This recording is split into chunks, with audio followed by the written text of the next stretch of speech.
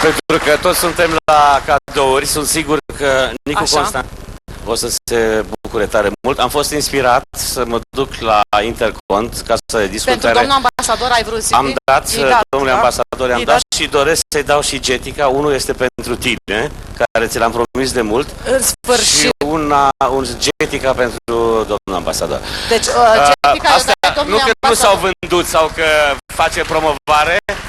Din potrivă, am fost inspirat să iau câteva discuri de la Intercont Music, discuri de protocol care să le facem cadou.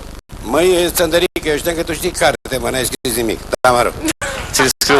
Ai terminat conservatorul. Al tău l-ai primit. L-am primit și ai văzut că am și scăpat, adică l-a furat pur și simplu, domnul Nicu Constantin așa face, să știi, nici nu poți să... Nu poți să ai nimic. Getica nu e la tine. Mihaela, doamnă, vreau să vă spun așa, promisiunea lui e mai veche. Și el trebuie să se negoie. Eu pe copilul ăsta l-am crescut. A, da? Știți că era jumătate. Când a venit de la Iași cu Nancy Dumitru Boroșanu spune că el. Păi nu e de pe Boroșanu. Boroșanu spune că... Și de fapt aflăm că iată Bertan. Moroșanu, mitică, era student la Iași. Așa. Și tu erai mai mic aici. A fost student? Eu am crezut că tot timpul. Nu, eu a fost pe cuvânt și student. Făcea gest, asta vreau să mitică. Ăsta micu, așa. Încă era mai mic ca noi cu vreo câțiva ani, chiar destul de mulți. El când a venit cu Roșușne cu Nancy Brandes a fost pericol național. Pe vremea celor mari Toboșani. Pericol național vă referiți la fete? Nu. Și la fete aia care și Păi știam eu ceva. E dotat ca lumea. Asta m-am interesat. Vai. Dar ca Toboșan, vă spun eu ca Toboșan era periculos, pentru că pe vremea ce erau Puioțat și Bob Iosifescu, mari toboșari, ce să-ți mai spun, Sergiu Malagamba, copilul ăsta a sărit în sus și a fost foarte serios la muncă. De ajuns să modeleze o muzică armânească într-o formă atât de modernă, e un merit al lui. Asta se cheamă la mine simplu talent. Păi despre asta e vorba și acum hai să facem așa, domnilor, la muncă. Stați așa, că am o propunere pentru voi. O piesă în prima audiție de pe CD-ul Bachița. Păi știam eu că tu faci lucruri de-astea frumoase pentru noi. N-am mai cântat la nici emisiune de televiziune. Domnule ambasador, am să vă rog frumos să ascultați aceste piese. It's the first time ever in television.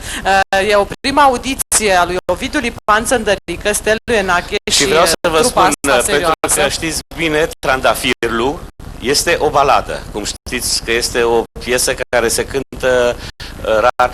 Și ce ai făcut cu balada asta? Am influențat-o cu un ritm în 7/8 și cu o forță de chitară și i-am dat total altaj, dar se spune că o muzică bună, dacă este pusă în locul și este îmbrăcată cum trebuie, poate să primească și în valoare să îi se ridice forma. Eu cred că am reușit o simbioză interesantă la această piesă. Exact. Era romanță, da? Da, romanță. Mai asta e. Ce a ieșit dintr-o... Să vedem ce a ieșit. A ieșit o melodie de dragoste. Era o melodie de dragoste și ce a ieșit aflăm acum, pentru că noi n-am ascultat-o. Eu cel puțin n-am ascultat-o până acum.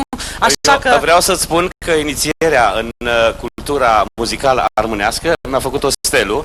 Eu auzindu-i vocea lui minunată. Are o voce minunată. Și numai așa a putut să realizeze, să se închidă cercul într-o formă de a transmite o formă muzicală în armână, o limbă care mie îmi place foarte mult, sună foarte exotic și eu cred că deja cu lacrimile pe față și cu accentul meu moldovinesc și cu altă...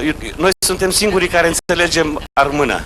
De fapt, da, sunt foarte multe cuvinte care seamănă, da.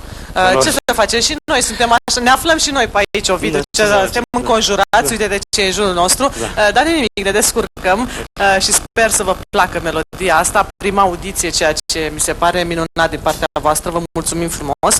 Ovidiu Lipan Țăndărică, Stelu Enache și piesa Trandafirlu.